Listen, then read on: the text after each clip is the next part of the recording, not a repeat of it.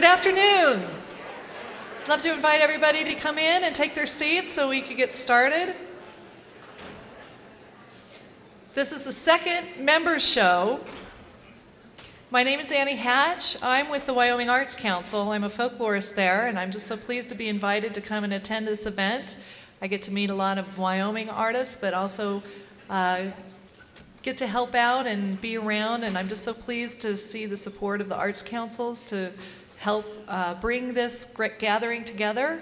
And I encourage all of you to go home and contact your state arts councils and let them know you want something like this in your own community.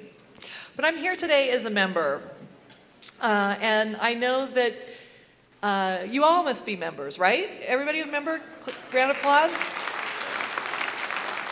If someone next to you is not a member, encourage them to join up when the show is over, because we really want to see this community of members grow. What's nice for me is I get to see everybody coming out here, the performers, the poets, the audience, and see the camaraderie happen every year. And that's a big part of the spirit here in Elko.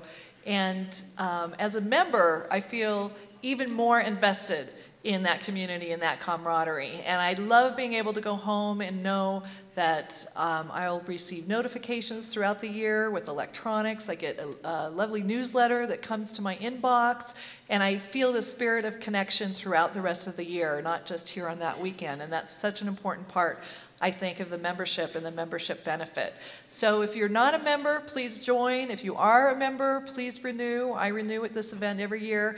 And if you know someone you'd like to bring along as a member, consider a gift membership, because that just expands us all and expands the ability of the gathering to grow and the Western Folklife Center to grow. So that's my member advertisement for you all today. The Western Folklife Center always, as a benefit, wants to provide something to show the members thank you for your support. And we have such a great show here today. I've been backstage listening to them warm up, and know that you guys are in for a real treat. Brenn Hill is here, and I think he is in for a ride, because Chris Isaacs and Ross Knox and Jesse Smith all, I think, have a little something in mind in store for him. So we'll have to see what happens. We'll hear a mix of classics and contemporary. We'll mix poetry and verse and lyrics. We'll mix maybe a little sadness and maybe a little pleasure, but a whole lot of humor. Let's welcome to the stage Brenn Hill from Utah. Come on out. Chris Isaacs from Arizona. Ross Knox in California. And Jesse Smith from Wyoming.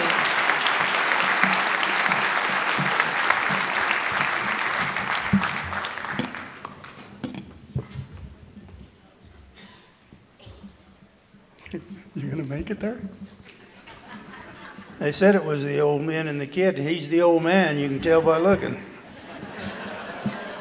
Folks, before we get this started, we lost a good one here a short time back that was very instrumental in this gathering, named Rod McQuarrie. Let's have a moment of silence for him.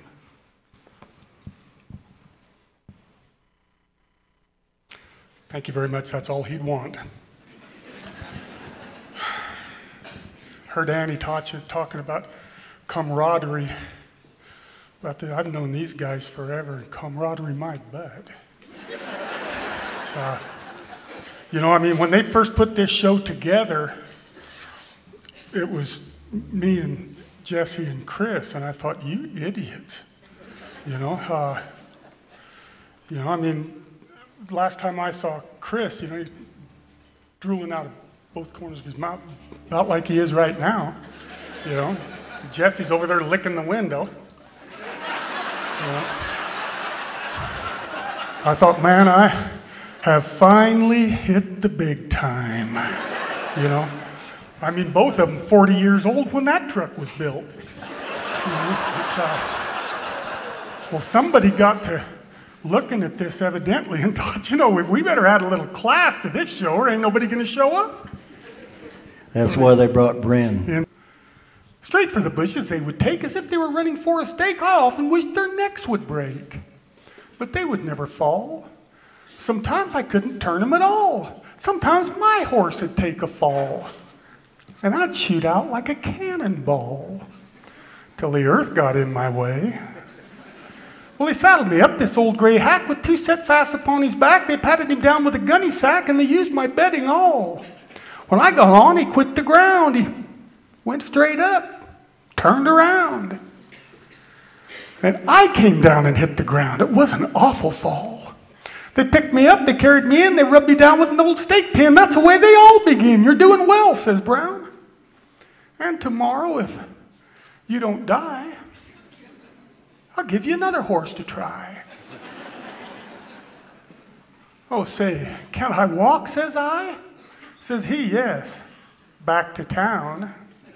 Now I've traveled up, I've traveled down, I've traveled this country round and round. I've lived in the city and I've lived in town, and I've got this much to say. Before you try cow punching, kiss your wife. Take a heavy insurance on your life. Then just shoot yourself with a Barlow knife. It's easier that way. Thank you.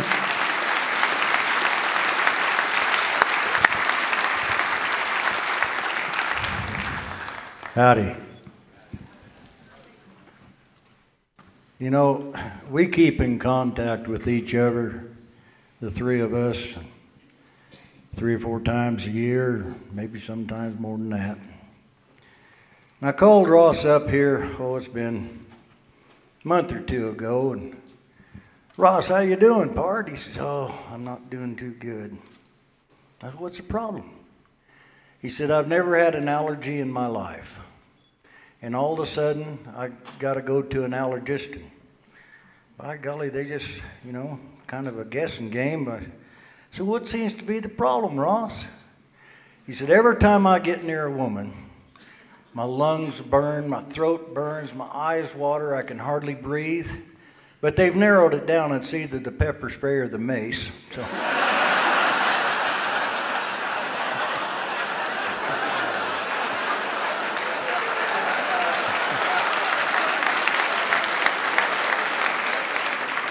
Keep it up. Well, I'm going to do, I guess, what's considered my signature poem. I wrote this several years ago, and most of it's true.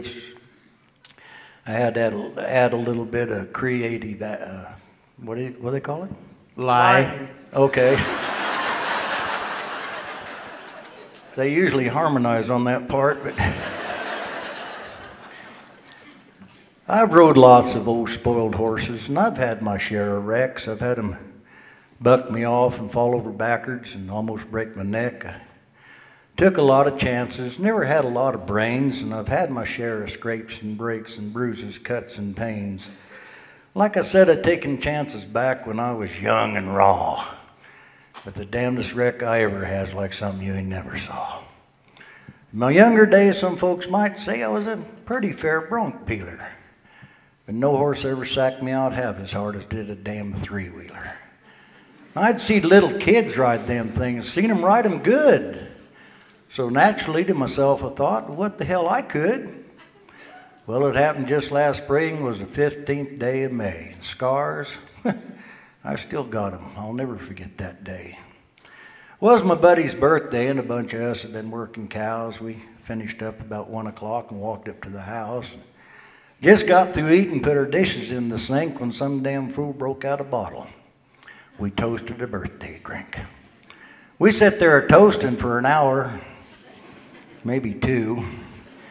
A kid rode up on this contraption. It was spanking new. He spun himself some brodies and stood that sucker in the air and rode that thing about that away, about from here to there. Well, to me it looked plumb simple. Heck, you had complete control. Just back down off of the throttle and down to earth that thing would go. Well, I can ride that thing, I bragged, as well as them kids do, so pretty soon I got to taking bets after another drink or 2. Well, I'd taken off my chaps, but I still had on my spurs, and I took another great big drink and chased her down with Coors. First, I revved the engine up. Then I popped the clutch. What happened shortly after that, I don't remember much. They say that sucker stood straight up just like a dying whale, and when it came down, we covered some ground. That son of a gun set sail. Well, my hand froze on the throttle, or at least that's what I'd guess. First thing I hit was the garden. I sure did make a mess. I kind of tossed a great big salad. Sort of acted like a plow, but I whooped her around and I bought her back. But damn, don't ask me how. And then next thing I hit was the clothes. Well, I tore them off the line. Now I'm sure enough in trouble, because you see I was riding blind. There's a player of the ladies' bloomers got draped across my hat. I'm ducking left and dodging right, kind of like a bat. Then my hat come off. Well, now I can see just where I'm a-going, but how to shut this machine off? I had no way of knowing. How do you shut her off? I yelled as I flew right by my pards. None of them could answer me. Hell, they was laughing way too hard. Then it was quite by accident, but I grabbed a higher gear. That was like a big yearling calf getting branded on the rear. That sucker gave a burst of speed. Now we're really going fast, and I got to wondering how long it'd take to run it out of gas. Then me and this three-wheeler, we hit this big dirt mound. Kind of like a bucking horse trying to go heaven bound. When it came to earth, that headlight caught me right smack in the belly. My lungs collapsed, my eyes bugged out, my knees, they turned to jelly. But I see these fence posts. They're coming fast. Well, I still got enough sense, and I knew I had to turn that front wheel or go through that barbed wire fence. And I really tried to turn it, but that front wheel wouldn't take a holt. It's just like trying to turn a stubborn, cold-jawed colt. So without thinking, I'll get him turned. I'll put a spur up in his neck. Spur tangled up in the front wheel. Hot damn, here comes the wreck. That sucker shot me out of there, and I went flying across them ditches. I broke my arm, some ribs, my leg. Some tore off my shirt and breeches. I felt them old barbs digging in. I felt my old hide rip. Seen my false teeth go flying out. To hell with polygrip. I wake up in the hospital now, and I'm sure enough feeling sore, because beside my shirt and breeches, like I said, my hide got tore. Well, you can just imagine now the ribbon I got to take for trying to ride an overgrown tricycle turned out to be one big mistake. So I'm back to punching cows, doing things I kind of know how to do, but I'm staying off them damn three-wheelers, folks. That's my same advice to you.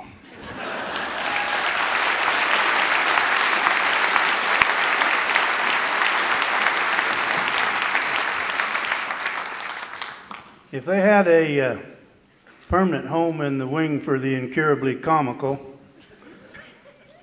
it'd have Jess's name on it. The problem with these stories is most of them are true. Do you know old Roscoe, Jess was joking with him about the pepper spray, but you know, we go back a long ways, and You leave me alone. the three, not a chance. The three of us years ago was working on a little old steer outfit down in Southern California, and me and Jess was both married. We come into the saddle house one night, and I was standing there visiting, and Ross, he got kind of serious, and he says, you know, he said, I'm kind of jealous of you two guys. He said, you're both married. He said, every couple of weeks you get to go home for a couple of days. He said, I got to stay out here. He said, I ain't got nobody to go home to. He said, you come back with a better attitude and clean clothes. He said, I'm kind of jealous. He said, you know, as a cowboy making a circle, you can see some peculiar things. The strangest one I ever seen was this horse that sprouted wings. Was way up on the Holtzy bench when the summer grass was high. It was one of them days so filled with beauty, it'd bring a tear right to your eye. I was riding old Spud and leading this mule, packing in a load of salt, when a bend in the trail brought to my eye a sight that made us halt. You see, there in the meadow, asleep like a babe, laid this big old buckskin mare. She dreaming the dreams of the pure in heart. She didn't have a care. Must have filled her belly in the cool of the morning when the sun got high. Well, she'd found her a grassy spot to lay and just dream of the by and by. Now, the thing that was odd about this scene that get your attention twice was that off to the side stood this big black crow, just as cool as summer ice. The old crow seemed perplexed. He wasn't quite sure if this mare was alive or dead. So he hops to and fro all around old Buck from her tail plumb up to her head, and he finally decided that by some stroke of luck he had found him the Crow Cafe. Well, at this one stop there was plenty of grub for many and many a day. But where to begin on this pleasant repast? The old crow, he stood there and thought, to start at one end and just work my way through, that's the best way, likely as not. But if I start at the head, I'll run into them bones. Oh, they're mighty hard on my beak. But if I stick to the soft parts and bypass the rest, I ought to have him gone in a week. So Mr. Crow hopped around to the back of old Buck just to find him a good place to start, looked up and down from the hip to the hock, trying to find him the tenderest part. Now, with old Buck stretched out like a stiff on a slab, it sort of left her tail sticking out in the air, and right there underneath seemed a good place to begin. Hell, there wasn't even no hair. Mr. Crow looked again and he says to himself, oh my, is that a bullseye I see? Why, this meal comes with instructions. It shows right where to start, and the best part of all, it's plumb free. So without further ado, he reared back and pecked and hit that bullseye right on the dot. But friends, his joy turned to horror when Buck's tail clamped down and Mr. Crow realized he was caught. Old Buck quit the earth like a space shuttle flight, just leaving the launching pad to be woke from her dreams in just such a fashion. I figure it drove her plumb mad. She jumped, she bucked, she whirled, she kicked, she's clearing the tops of the trees. That old crow's head clamped tight under her tail and his wings just a fanning the breeze. Now the higher she'd buckle, the harder he'd pull, and they both had something they was wanting to lose, but the...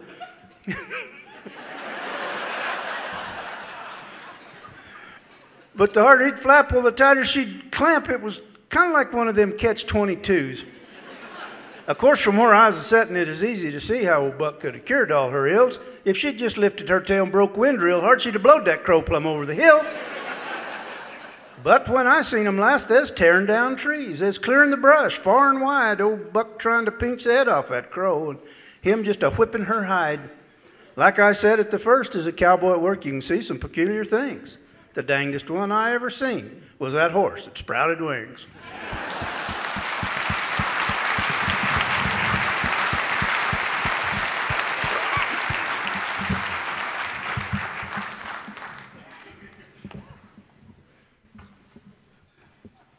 I hate to do this twice, but I reset there to sit down because I thought it'd be awful tough on these fellas to expect them to get up every...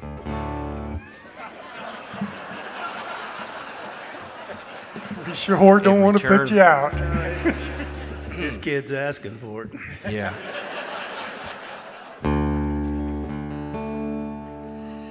This is a song about packing. These guys are packers, and they live in that kind of country. And this is a song I wrote about a fella that's maybe just a couple years older than...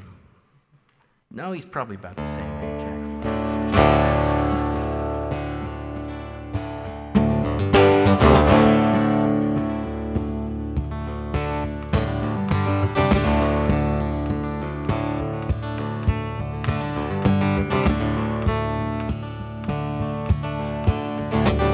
Ticket and a rest home, sitting in a wheelchair.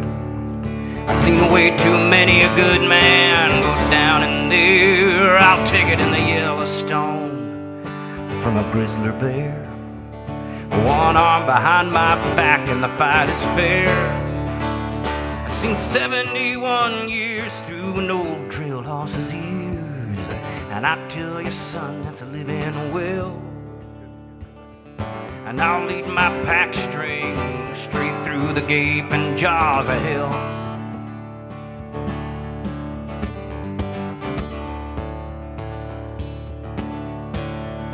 I take you to the Badlands down in South Dakota, yo, and tell you about the good old days of the rodeo. Or I'll take you to the Badlands north of West Dakota.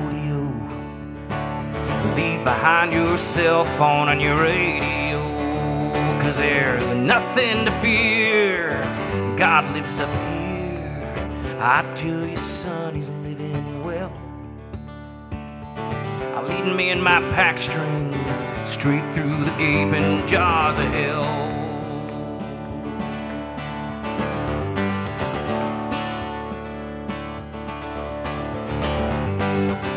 Tell me I got cancer, here's your answer. Black cowboy coffee around the fire. And this old Mustang runs on pure desire.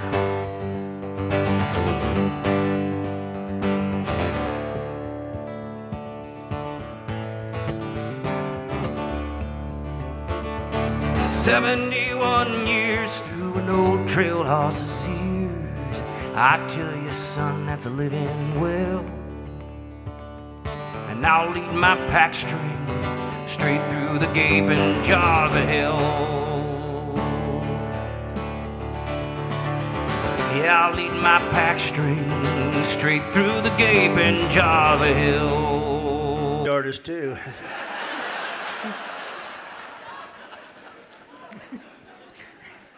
Okay, go ahead and laugh. I don't give a damn. You know, my memory ain't like it used to be, and I had a list that the poems I was going to do. And you forgot it. And I forgot the list, and I forgot the damn poems I was going to do, so. You know, we've been here from the, Jesse and I were at the first one. Chris, when was your first one? Oh, it was about the early 90s. Yeah. And, you know, it wasn't quite as well organized as it is now. Well, it won't be organized after we're done. But I don't drink anymore, but back in the days of this, Jesse and I would hit town and we never drew a sober breath until we left. But this got kind of old to some, didn't get old to me. But I went staggered up to my room one morning about 4 a.m. because I had a 10 a.m. show. And I walked through the door and my wife says, "You've got a drinking problem." I said, "Am I out of whiskey?"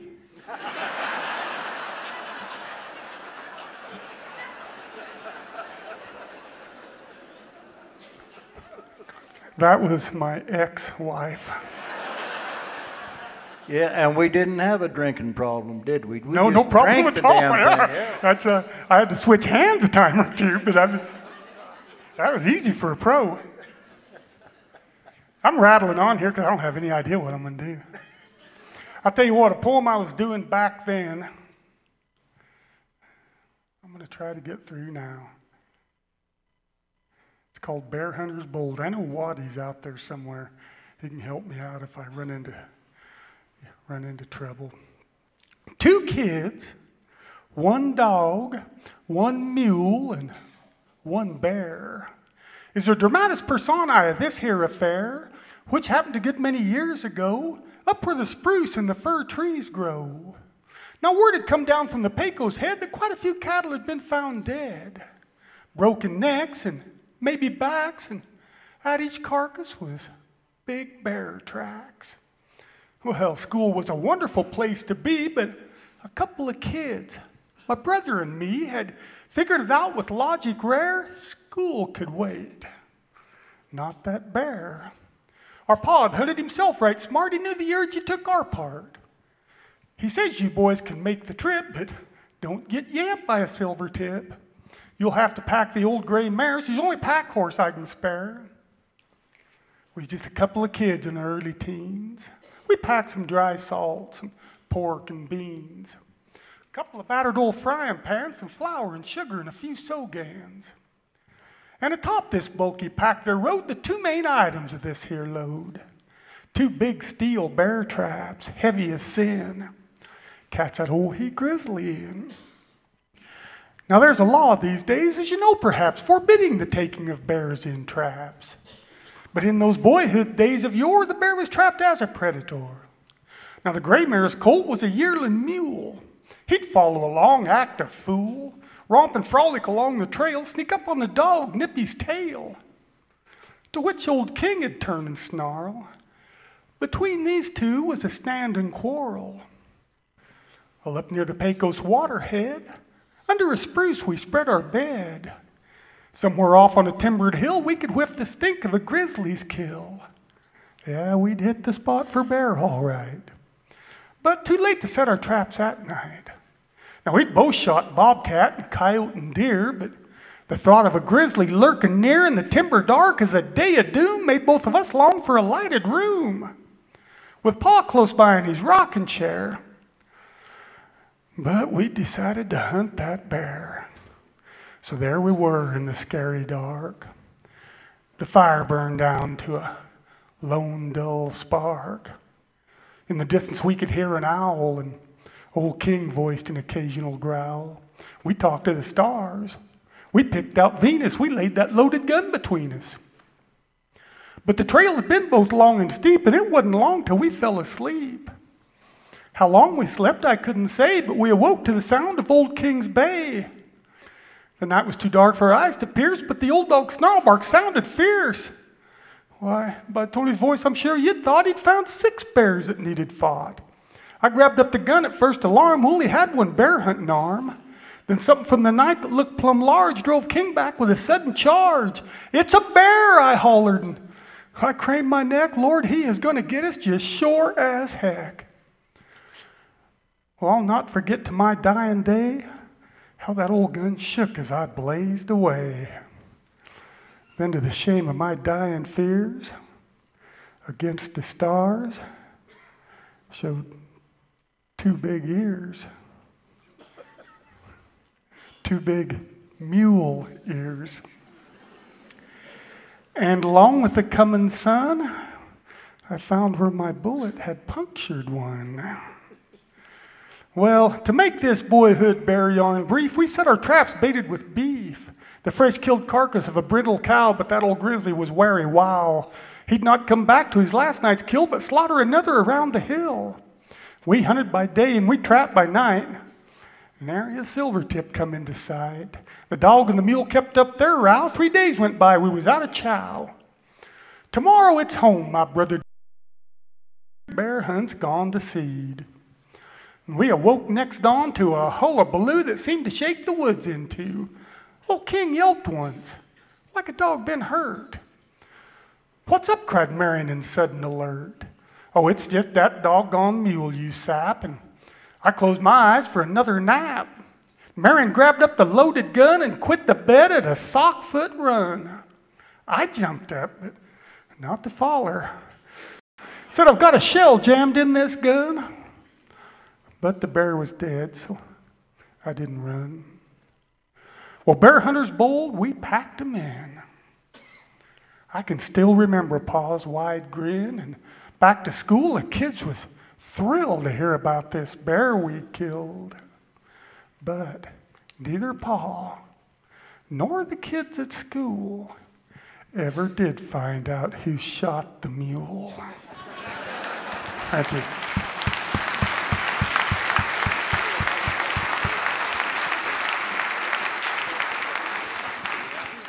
You know, I kind of a mystery to me. The good guy's wearing a black hat, and us 3 are wearing kind of light hats. It's just kind of reverse. Well, me and Brenn. Yeah. Yeah, like I say, we keep in contact, the 3 of us, several times a year from time to time. And I called old Chris up here. Oh, it's been a couple of 3 months ago, I guess. Chris, how you doing, bud? Oh, he said, man, I'm doing good. I said, well, I'm glad to hear that, Chris. He said, yeah, Jesse, I still got it. What do you got? Well, he said, I still got charm, finesse, good looks, fine physique. He's always been known for lying, huh? I said, well, how do you figure that? He said, the other day, I'm going through the park, and I seen this beautiful, beautiful girl, about 30 years old. There was an instant spark between us. And she got closer. She just fell down on the grass there in the park. And I laid down beside her and kind of kissed on her a little bit. And I thought, you know, these stun guns are worth their money.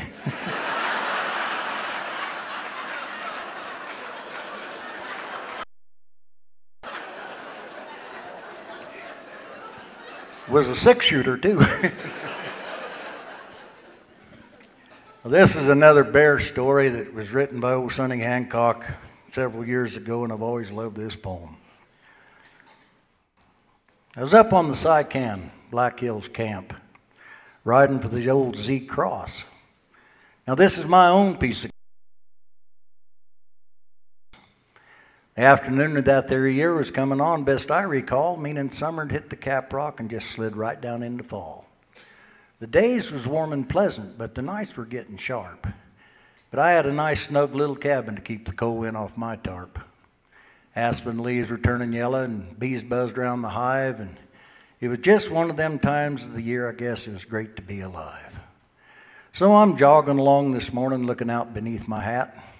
Thought I'd make a little circle down through Silver Dollar Flat and maybe brand some big slick yearling with the address of this farm, 'cause I sure did need to limber up my old stiff roping arm. So far I'm kind of trotting down this little open draw. When I come around the corner, you can't believe this thing I saw.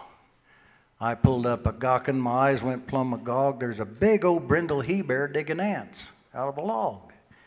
My old heart commenced to pounding and I couldn't get no air. I knew I'd never have a better chance to rope myself a bear. Tried to get my rope down, my old horse began to dance, but that old Bruin, he ain't seen me yet, he's busy digging ants. So I tied off hard and solid and I said a little prayer and I spilled a cowboy war whoop and I built right to that bear. But now the old beast heard me coming and he's headed for the trees. There weren't no moss growing on his back, he sure did split the breeze. But I rolled right in behind him and like that Bible story's told, I cast my bread upon the water. It came back 1,000-fold. I threw my slack across his hip and I turned my pony neat and I heard him grunt when he hit the ground because I jerked him off his feet and now I'm headed for the timber, just like it should be done. Hell, there wasn't nothing to it. Roping bears is lots of fun. But in the timber, I got busy dodging limbs and brush and such, and I ain't had a chance to check up on my cargo very much. I'll start right out by breaking him to lead, at least I'd hope, but when I look back, here that bear come. Just like that, right up my rope. Well, things started looking different, so I hollered, okay, Bruin, I'll start paying more attention to this little job I'm doing. I'll just zig and zag and circle some. You just follow me. I'm about to bash your brains out on some big old jack pine tree. So I zigged and zagged and circled, but it seemed to no avail. Next time I check old Teddy's right behind my horse's tail. About that time my old pony gave this funny little jump and here that bear come up that rope and walked right across his rump. So I yelled and squalled and hollered and I slapped him with my hat. That old bear, he's plumb determined he wants to be just where I'm at. Well, I've knowed a lot of people in the hills and on the plains, and nobody ever said I'd been overblessed with brains, but it didn't take no Einstein with no spatial high IQ, nor no call from God to tell me what that bear was apt to do. You know, a coward's way out's a bad one, in most anybody's book. But that's the only route left open, so that's the one I took. I bailed off and chucked it to him, but a big rock broke my fall, and I said, it looks to me, old boy, like you just bought it all. They went crashing through the timber. That's when I realized, of course, I just lost a damn good saddle, and the company'd lost a horse. And how's a man supposed to tell it with the bosses standing there? You took a plumb good horse and saddle and just give 'em to a bear.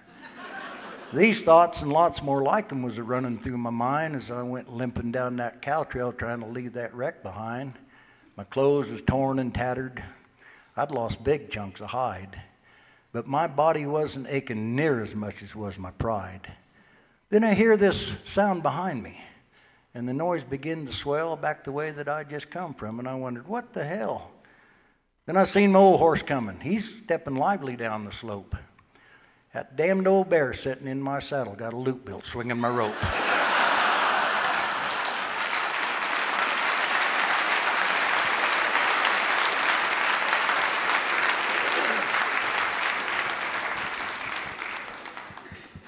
You know, me and Jess had the privilege of working real close with Sonny for several years as the Cardiac Cowboys, and Sonny was a mainstay at this gathering for a long time. We was talking today, it's hard to imagine that Sonny been gone for 10 years.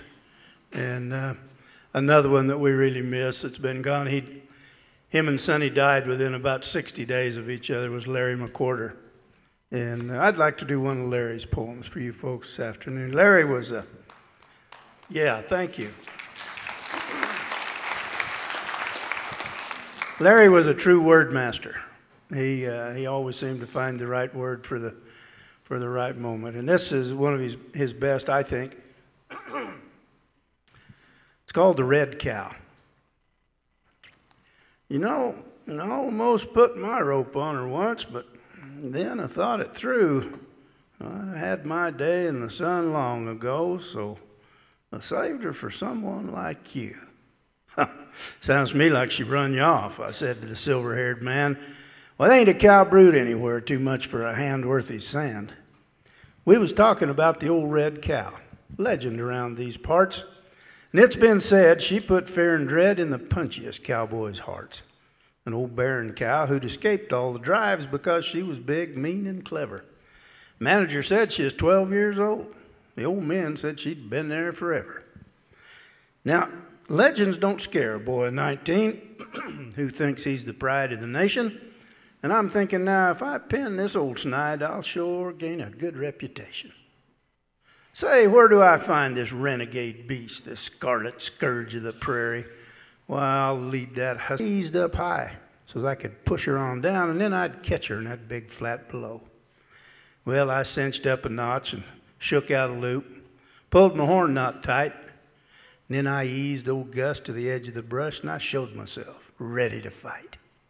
Well, she jerked up her head as I rode in the clear, and a startled look filled her eye.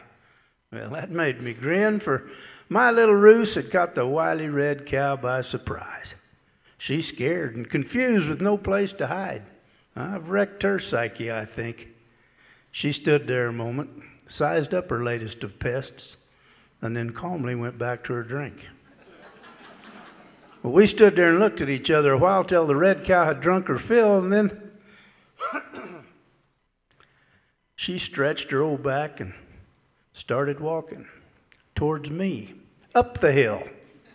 Her stride betrayed no fear at all. It's like she'd been through this before. About then, I started to doubt my own smarts and began to ponder the red cow's lore. Her slow, steady walk turned into a trot, and her mouth began to foam, and the closer she got, the more I was wishing that me and old Gus had stayed home. The walls of that canyon somehow looked steeper and a whole lot narrower, too. My perception was changing on a whole lot of things, and my brashness I started to rue. Oh, I'd made my brag back at the ranch about the worth of a man who would balk, but now I found myself falling victim to my own yapping tongue's foolish talk. My moment of truth was on me now, and my smarts was fighting my pride. That cow was locked in on me and old Gus. But then, my outlook was rectified, because you see, the boss hadn't sent me out here on this wildcat venture as such. She didn't bother him, why should she me? Hell, one old red cow don't eat much. 50 feet between me and the cow, another thought entered my mind. There was plenty like me, but this cow that I faced was one of the last of her kind. Who was I to alter her fate? Her freedom she'd fought long to keep.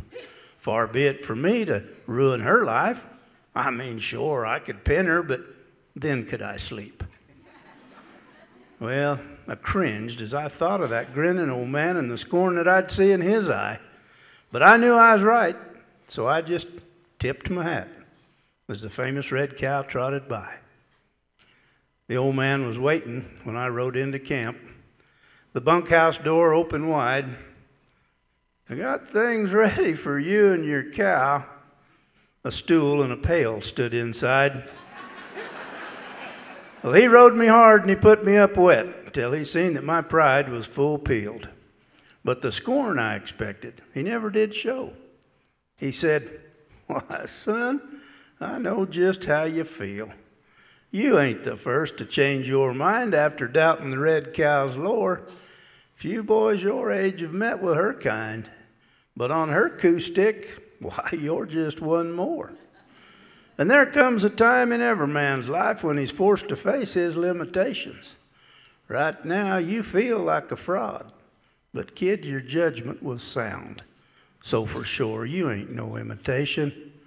Oh, you talked a lot, but you took a shot, and that's more than many have done, and she force-fed you some crow. Hell, that's a taste we all know, so welcome to the humble ranks, son."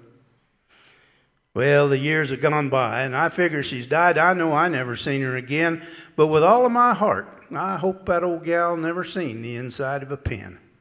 And though she's gone, her legend lives on, and I'm proud to be part of her lore, 'cause times are changing, and a brood of her kind is rarely seen anymore.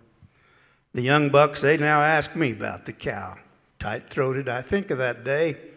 I recall my old friend and what he told me back then. I grin at these kids and I say, yeah, I almost put my rope on her once, but then I thought it through.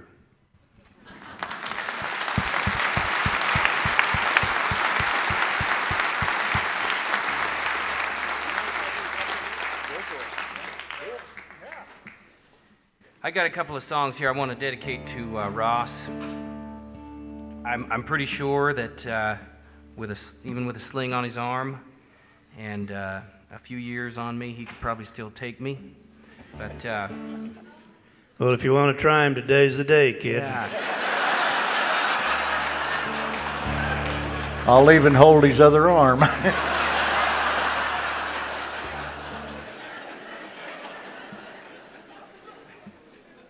And that's just what I'd want, is help from those two guys, I'll tell you what. I still like his chances.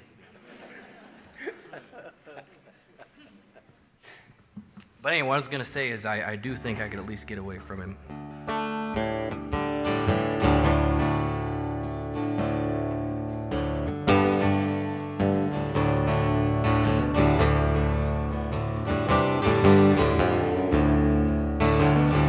Damned old cowboy, you're broken again, just a quiver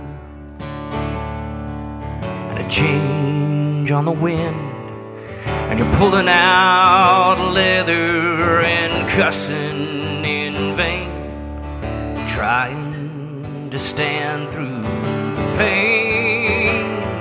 Damned old buckskin,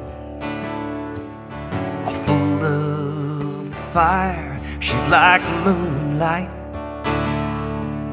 a glow on the wire, soft in the round corral, gentle and light. And then she decides to fight, and all that you are comes down to horses, old childhood dreams, and unexplained forces. At times you're the bottle that holds lightning bolts, but you'll be a dead man if you don't quit riding them colts.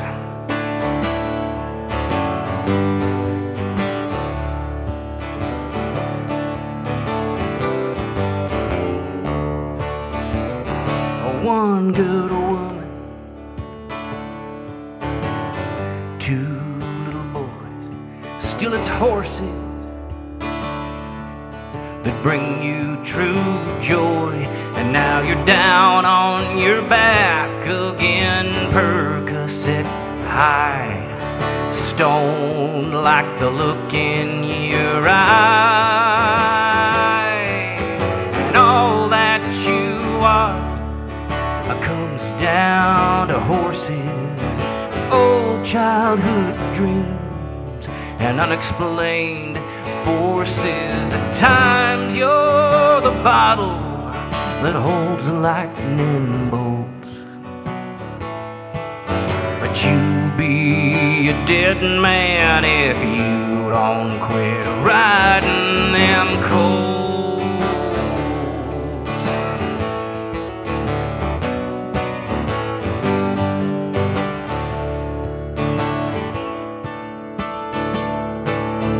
Man, can you feel that burn in your shoulder? When will you realize that you're getting older, and all that you are comes down to horses, old childhood dreams, and unexplained forces. At times you're the bottle lightning bolts. A little throat surgery, and he sounded just unbelievably good. So, yeah.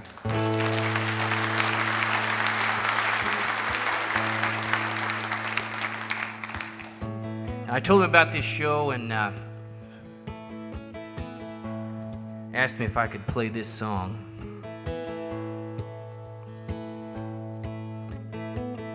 So this is partially a tribute to Tyson, who is, in my opinion, sort of the godfather of cowboy songwriting. Been a friend and a mentor to me, and awfully good to me and my family. In the days after my son was diagnosed with cancer, my little 2.5-year-old son, there was not too many days that went by that Ross didn't call to check on him.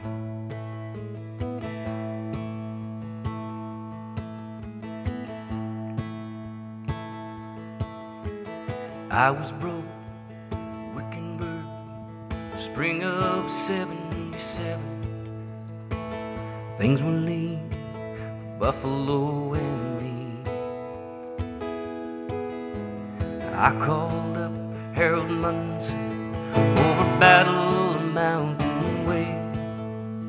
TS wagon was pulling out 15th day of May. I was no stranger to the wagon back when I was 21. I yelled YP and Circle A. So I hopped in my shoeing outfit and we filled that old Chevy's tank. Gas was 50 cents a gallon in those days. I outgrew the wagon, and boys, let me tell you why. Teepees are like an oven at times, oh, you bet ain't never dry. It's nearly mid-November, work was finally through, and at 15 below zero, you'd outgrow the wagon.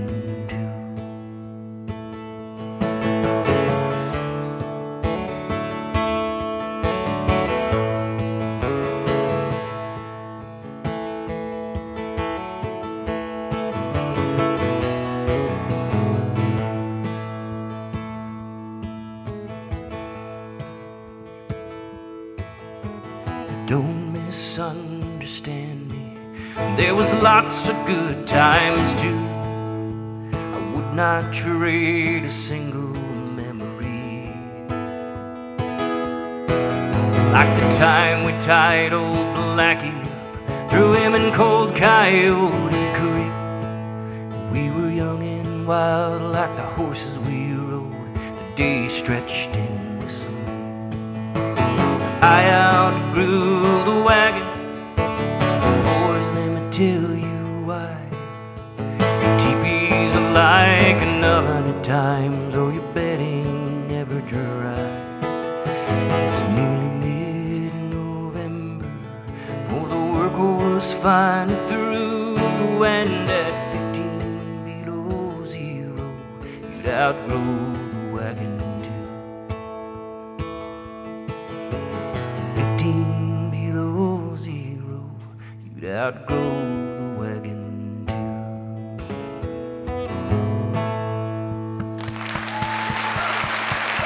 Thanks, Brenn.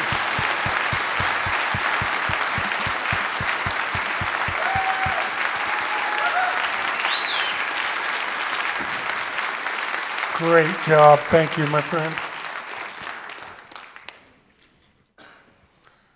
Week and a half ago, my wife and I were checking yearlings, and I've got a 3-year-old colt, had about 60 rides on him, and nice colt, gentle colt.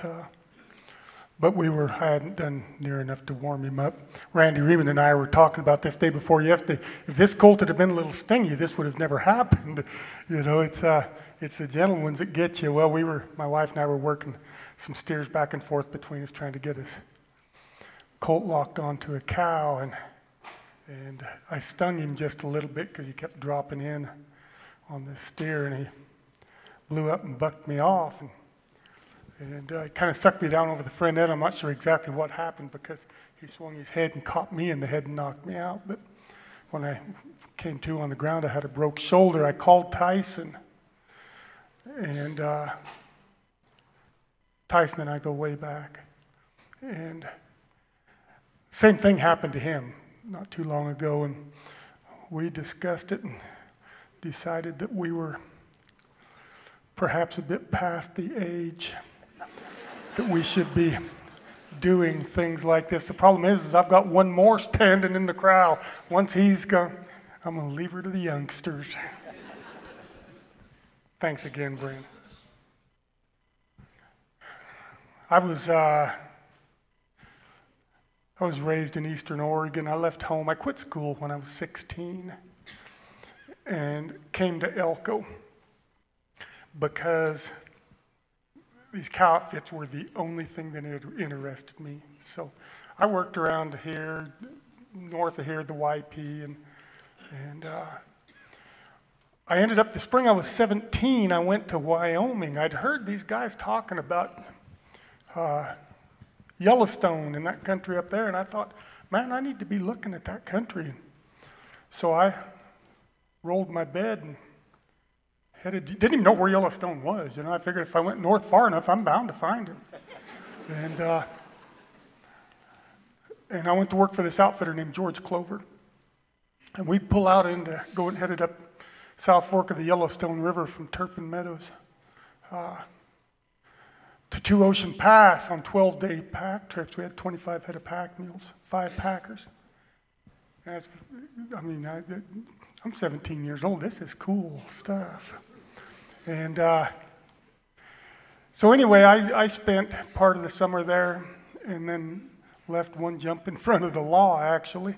But went to Arizona. Well, 30 years later, I was laying in a hospital bed with a 10% chance of living, and obviously I beat those odds. But while I was recuperating, I was thinking about all of that and pretty much my life in general, and I sat down and I wrote this poem, and it's called Memories.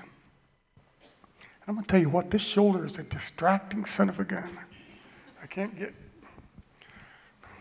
do a damn thing with my left hand, can't hardly hold a microphone with it. You know, the body that's attached to that shoulder is kind of distracting too.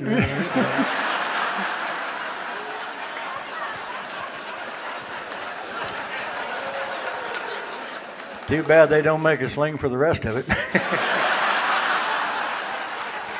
They do, and I'm wearing that too.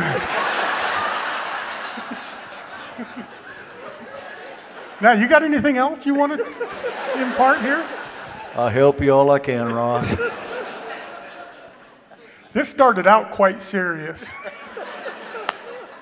Well, that went to hell, didn't it? It usually does. Where the hell was I at?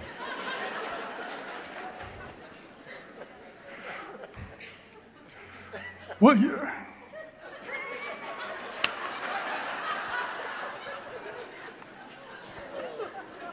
Bob Hope had nothing on you. I'll come back to that poem on the next round. Yesterday, Jesse and I did a show on classics, me and Jesse and Randy Riemann, and when you're doing classics, you're up there, I'm on stage with the best. And Jesse did a poem by Sonny Hancock called The Horse Trade, but I can do it better.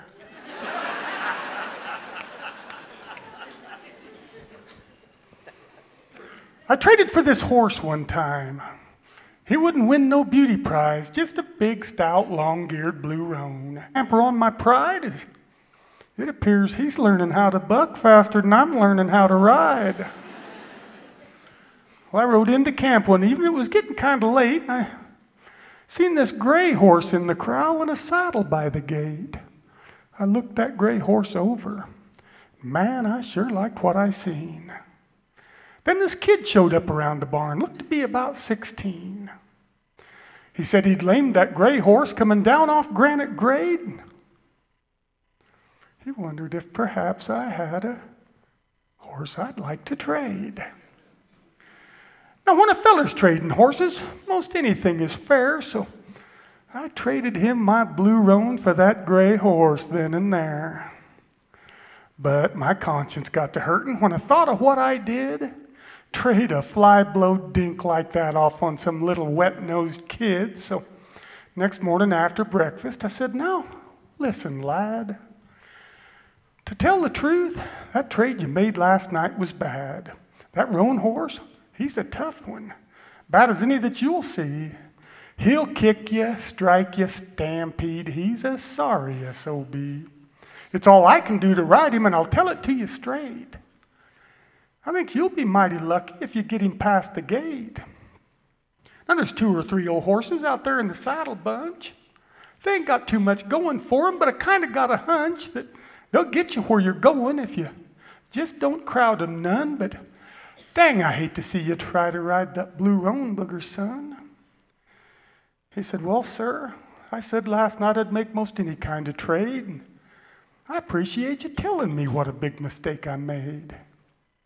But my daddy always told me, no matter how you feel, even if you take a whipping, a deal is still a deal. Now, you say this horse has lots of country and he's not too bad for speed. Well, sir, I'm kind of in a tight spot, and that's exactly what I need. Now, I traded for him fair and square, and dang his blue roan hide. When I pull out of here this morning, that's a horse I'm going to ride." Well, I watched him cinch his saddle. He pulled his hat way down. He stepped up in the rigging like he was headed straight for town.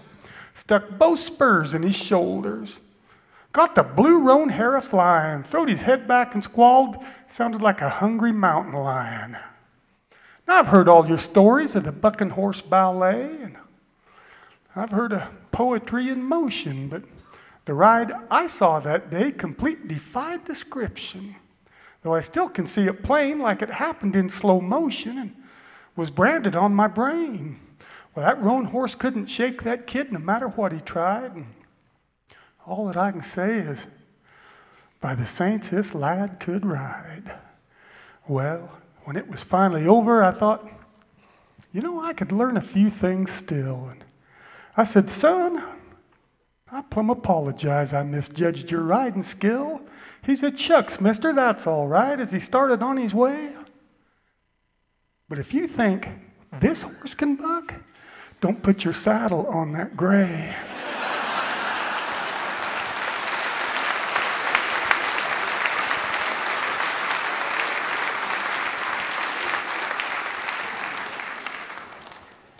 You know, Ross and his wife had a pretty bad argument one time, I guess, and he called me up and he said, "Hey, I need a place to stay for a week or two till I get this smoothed out." Which time was that?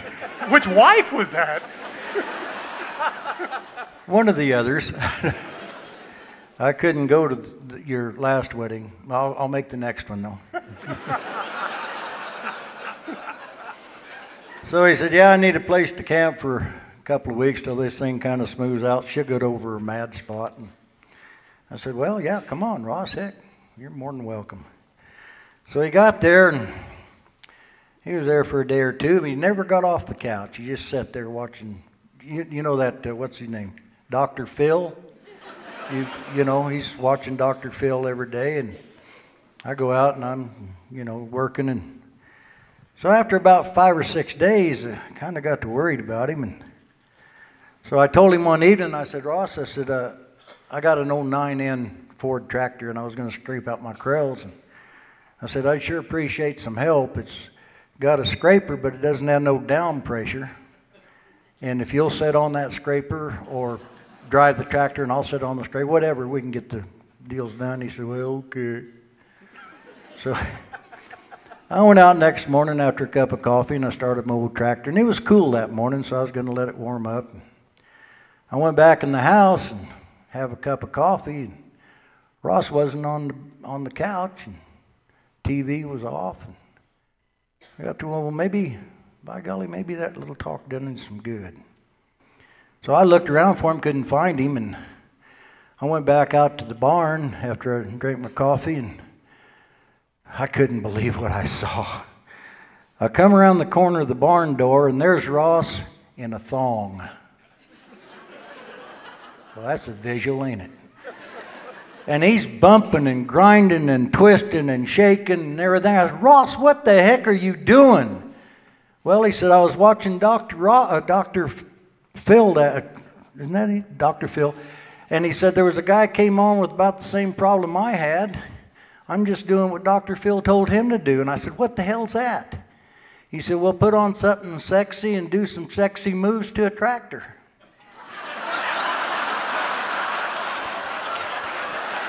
That is weak. Boy, that is weak. One thing about it, that's easy to follow. You're not going to have any trouble there, Chris.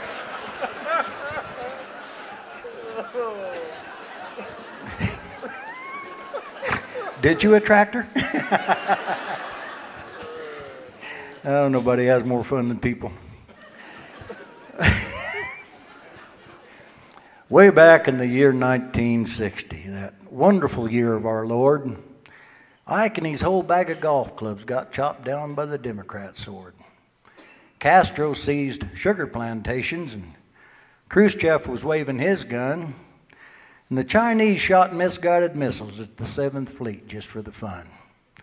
The Germans flung insults at Churchill, and the Frenchman, he's getting the rub. Well, I myself came into a bad situation in a bar called the 21 Club. Me and Dick was camped on the Klamath, breaking colts for an old Indian chief, besides rodeoing a little and kind of peddling other folks' beef. We was camped in a bend in the river, been planning this thing quite a spell, about slipping on down to the valley and raising a wee mite of hell. We just planned on spending one evening as we drifted down over the point and maybe dancing the muggy-owned cha-cha in Johnny LaBambi's fair joint. Spent an hour in the shop at the barber and kind of went over our plan. We came out, we smelled like a Japanese cat house sitting next to a Navajo's can. Started out with a steak at the restaurant, not the best one that I ever ate. It was tougher than an Eskimo's muskox and rare. I've seen cows hurt worse that ain't dead yet. And we ambled on over to the bar and ordered us tequila and lemon. The band sprung up with the Spanish Fandango. We started eyeballing women. But I heard John tell the bartender as he gave the bar top a rub, said, them horse hunters from up on the Klamath, man, don't get too far away from your club.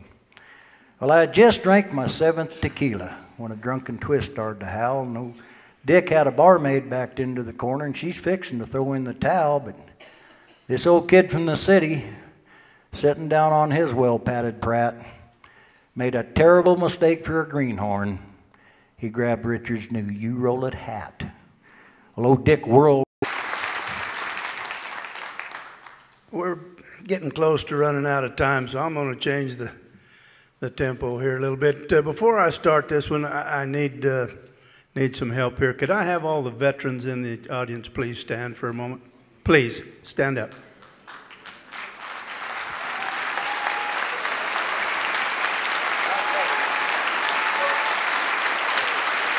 Thank you, and God bless you for your service.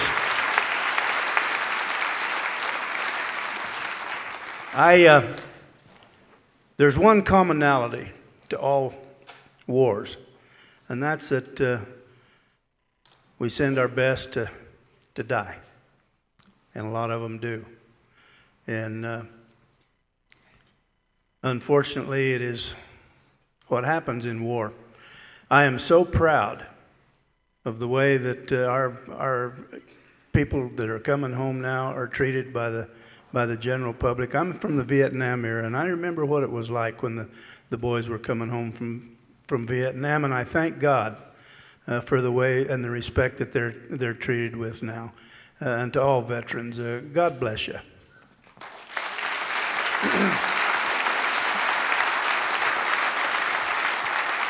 I got out of the Marine Corps in 1967, just prior to the Tet Offensive.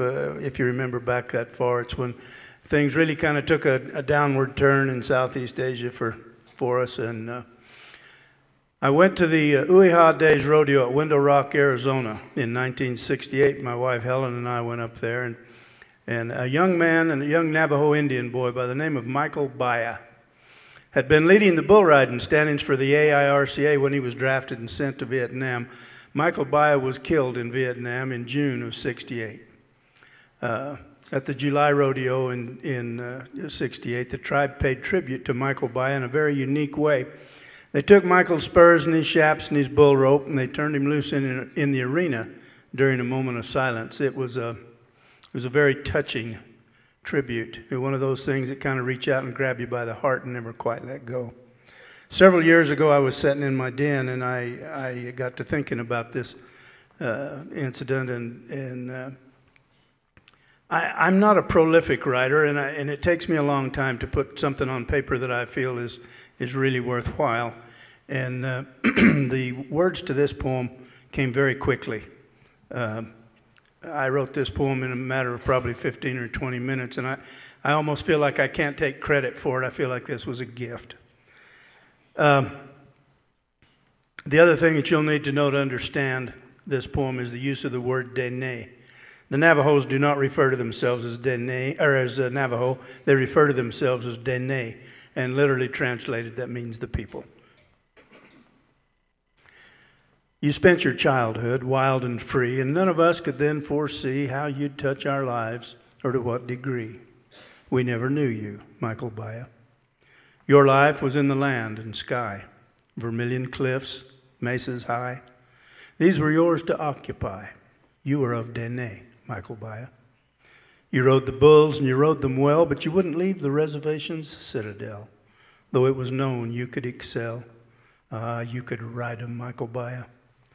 The White House called and you left your land. Off you went to Vietnam, to a war you did not understand. You did your duty, Michael Baya. You fought with honor, with pride, but before the fighting could subside in that far-off land, you died.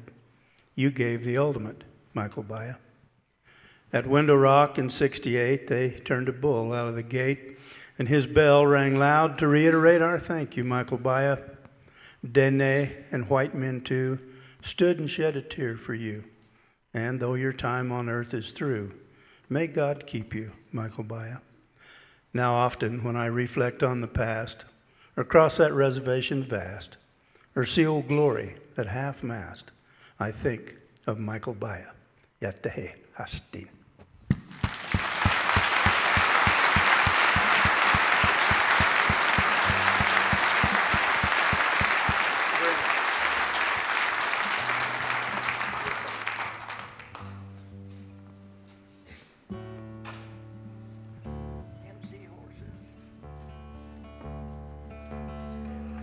You know, I got to thank Waddy for this, and I hope I do it justice along the same lines here.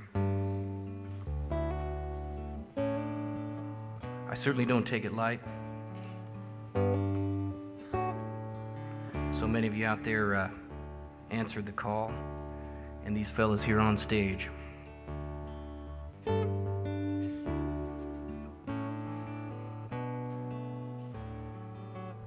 This is written by Waddy Mitchell. Staunch in conviction, hard twisted and ancient, surveying the world from its perch in the cold. The bristlecone pine through millennia watches as new chapters open on stories of old. It watched as the young ones were schooled in tradition, watch generations each march off to war, and watched as their soldiers returned broken-hearted, longing to sleep as they once had before. But war's never over, and memory a dream, and innocence lost ain't important it seems. Off to walk being soaked through in sweat, fear, and scream, which makes both your head and heart pound. steel drop at the stop of a sound, 'cause you're stuck on some old battleground.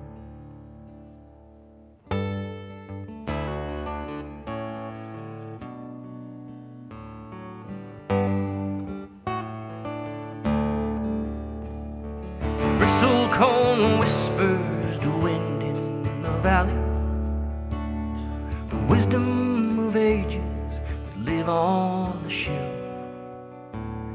How humans are warlike by nature, and oddly the only real threat to their kind is their self.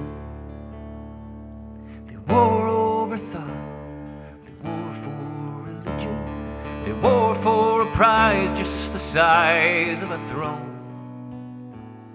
How many more young will they send off to battle before they start helping the heart to get home?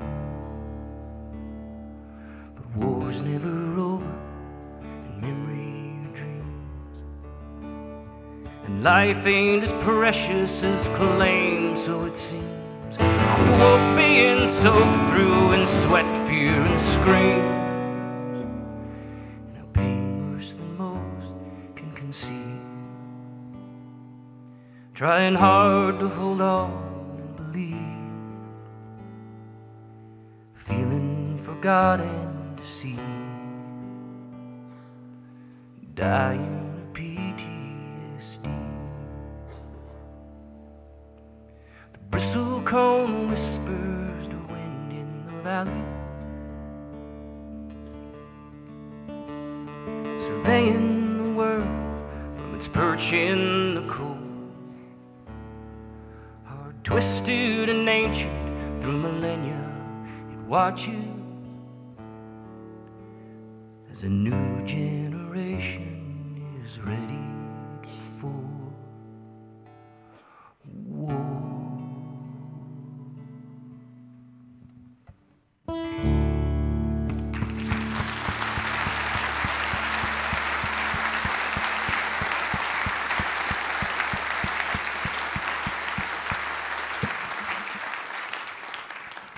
Thank you. It's Christmas again. Another year is gone. Another year older, though wiser than none. I'm counting my blessings and licking some wounds. It's a hell of a ride out singing my tunes. The people I meet and the places I go make it all worthwhile. They're the real payoff, though there's kids that need Santa to come back next year till spring. The product delivered to them meant everything. These songs that I sing are not about me, though they might speak of places that I long to be and honor people that I long to see and celebrate life in a land that's still free. Though these songs are my life and the family I love, the food on our table and the roof up above. They're the future, the past, and the time in between, the lives of real men and women that still make their means putting food on all our tables and clothes on our backs. And don't misjudge them by what my song lacks, for they're strong and defiant against fierce changing winds. And I strive for conviction in the tunes that I spin. And tonight I'm reminded by a simple phone call that the burden I shoulder is still worth it all. When a buckaroo legend who just called checking in made my whole Christmas brighter by calling me friend. God bless. Ladies and gentlemen, that's a good place to end this show. Yeah.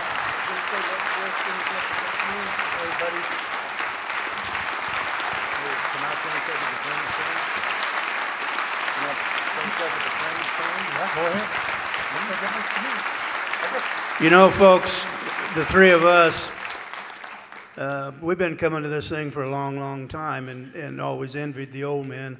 We are the old men now. But we're leaving this generation to carry on, and what a hell of a job they're doing. Damn right.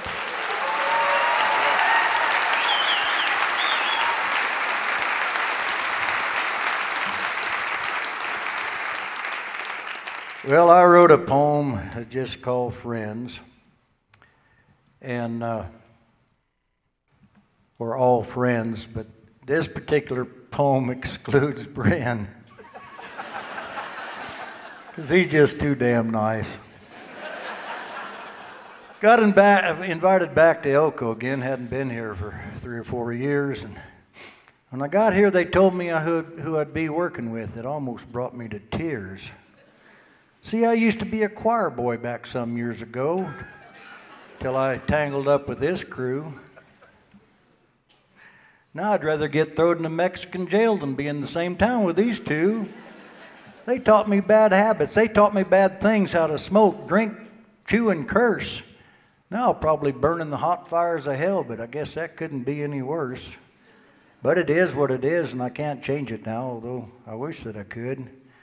But if I'd have known I'd have been working with them, I'd have stayed home like I should. But I'll stand here this evening and tell you the truth, though it might come as a shock or surprise. All kidding aside, though it does hurt my pride, I think the world of both of these guys. Folks, thank you very much. Thank you, and God bless you. God bless, folks. Thanks for coming. Appreciate you coming out.